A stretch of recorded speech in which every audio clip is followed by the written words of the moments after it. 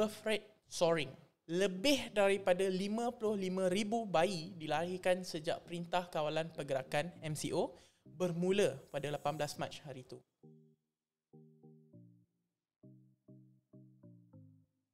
Hai, nama saya Alif dan saya akan menceritakan topik-topik 2020. How video conference become a norm. Bekerja dari rumah atau work from home adalah sebuah keistimewaan yang ditawarkan oleh segelintir syarikat di negara ini. Tapi sekarang dengan adanya Perintah Kawalan Pergerakan PKP atau MCO sudah menjadi kebiasaan. Banyak syarikat terpaksa melakukan peralihan daripada kaedah operasi tradisional ke work from home yang penuh ataupun separa. Bagi sesetengah orang, peralihan lebih lancar daripada yang lain, terutamanya jika pekerja sudah mahir dalam ilmu-ilmu jarak jauh dan teknologi yang diperlukan untuk itu disediakan sebelum MCO lagi. Realitinya bahawa teknologi yang ditetapkan demi video conference menjadi komponen asas dalam persekitaran kerja pada masa ini. Ada perubahan kuat berkaitan dengan komunikasi syarikat baik di peringkat dalaman dan luaran. Budaya korporat dipengaruhi secara dramatik oleh kemajuan teknologi yang menyumbang kepada norma baru dengan jadual yang fleksibel bersama dengan pekerjaan yang lebih jauh. Oleh itu, ini memberi kesan kepada pekerja untuk menjadi lebih produktif kerana mereka boleh bekerja lebih banyak dengan syarat mereka sendiri. Bekerja dari rumah juga tidak mudah, terutamanya bagi wanita yang mempunyai anak-anak kerana mereka perlu menjaga anak-anak itu. Tak kisahlah dari segi makan, kerja rumah, dalam talian ke, ada kelas ke dan untuk membuat kerja pejabat. Topik kedua, Malaysia is the second racist country in the world.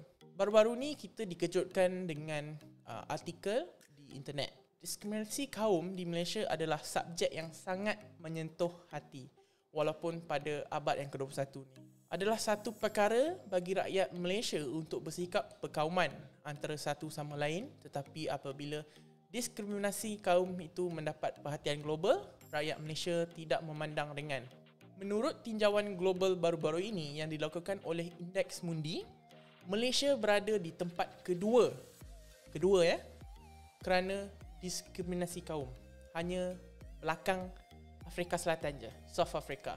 Malaysia memiliki 451 respon dan para peserta dilaporkan ditanya berapa besar masalah diskriminasi kaum di negara tempat anda tinggal. Isu ini tersebut meletus di laman media sosial seperti di Twitter dan di Reddit, di mana citizen membahas hasil tinjauan itu. Banyak rakyat Malaysia tidak berpuas hati dengan hasilnya, terutama kerana beberapa negara tidak disertai dalam survey ini, iaitu Amerika Syarikat dan Singapura.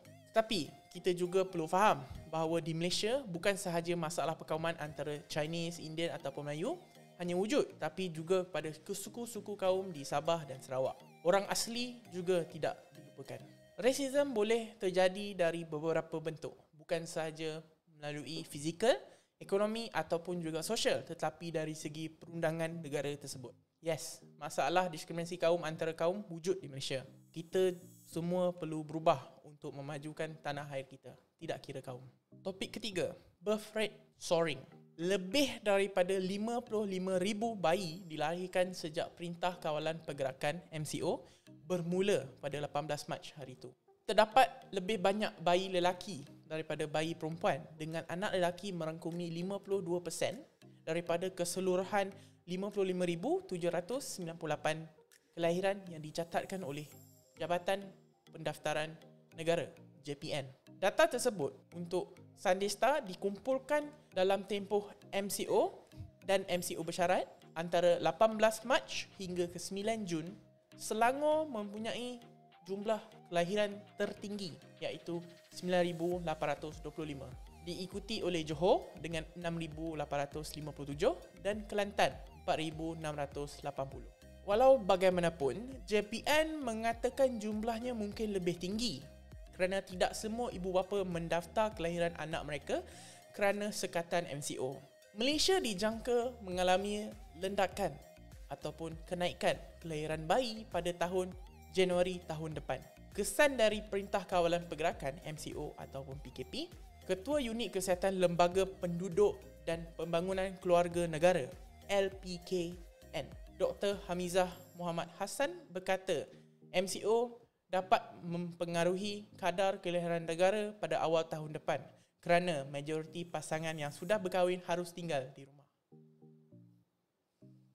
Dr. Hamizah merujuk kepada kes kelahiran baru yang luar biasa berlaku di luar negara, terutamanya di Maine dan New Hampshire, Amerika, setelah negeri-negeri ditutup selama beberapa minggu kerana ribut salji yang buruk pada tahun 1998. Topik keempat, 2020, The Rise of Streaming Shows. Tiger King, Raised by Wolf, Westworld Season 3, Perry Mason, Altered Carbon, Star Trek, Picard, Umbrella Academy Season 2 adalah antara cerita-cerita yang dikeluarkan pada tahun 2020.